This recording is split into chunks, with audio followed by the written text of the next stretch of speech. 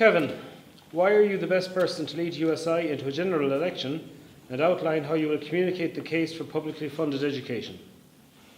I suppose when it comes to campaigns and communication, it's not just about what you will do or what you say you'll do, it's about what you actually have done as well. And a lot of the work that I would have done this year will lead into supporting us when we engage with the campaign next year around higher education funding and around the general election. The research project that I'm leading at the minute will identify exactly why it is students are dropping out of college, so we can focus our resources, we can allow our campaign, we can give evidence to our campaign so that we can make a more evidence-based approach and we can engage, I suppose, on a more serious level with that. But in addition to that,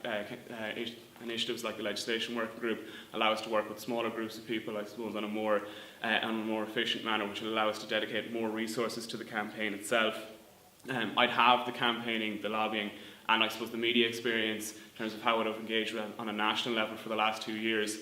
And I think that when it actually comes to communicating the message, there's 3 key areas that we need to focus on. There's the education sector itself, there's the political spectrum, and then in addition to that, there'll be the general public. So how we engage with each of those 3 groups is important, and it's important that we tailor our message to each of the groups in terms of talking about the issues that affect them, what they're interested in, what is it that they want out of society, out of their own life, for their own lives, or maybe it's how do they want to improve when it comes to the education sector, how do they want to improve quality assurance, how do they think we can provide the best education system. And it's about showing how investing in education and providing education for free for everyone